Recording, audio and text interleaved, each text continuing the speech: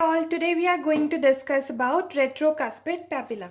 So the term retrocuspid means retro means behind and cuspid, as you know, that it means canine, right?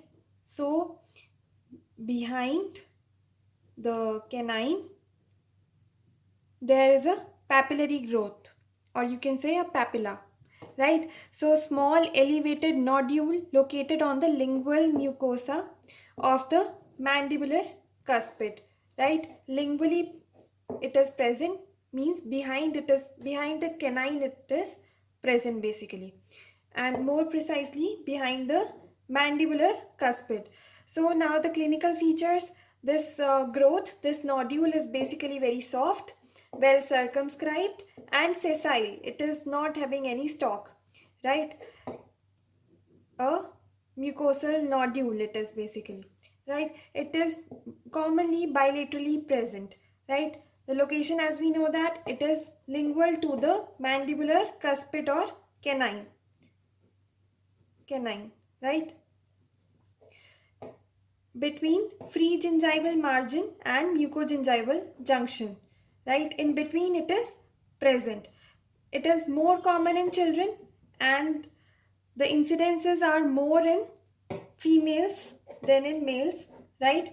The regression of this growth or structure will be there with maturity as the age ages, as the person age as the person becomes older, the size of the nodule decreases, right? Decreasing incidences with age, between the ages that is 25 to 39 years, and between the ages 60 to 80 years, right? More common in children only. Now the histological features, there will be mild hyperortho or parakeratosis can be seen, right? Either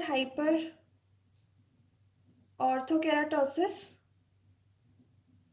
or hyperparakeratosis is seen. So the keratin layer will be there above the epithelium. It can be orthokeratinized or parakeratinized depending upon whether there is a nucleus present or not. In parakeratinization there is nucleus in the uppermost layer, that is the keratin layer will be having nuclei, but in ortho there will be no nucleus present. It can be with or without acanthosis. Acanthosis means increase in the number of cells, so there will or will not be there, right? It may or may not occur, acanthosis. Now the connective tissue is highly vascularized, there will be a lot of blood vessels. Now the treatment is, there will be no treatment required unless or until the patient is irritated, you need to remove, but otherwise it is considered normal, right? Thank you.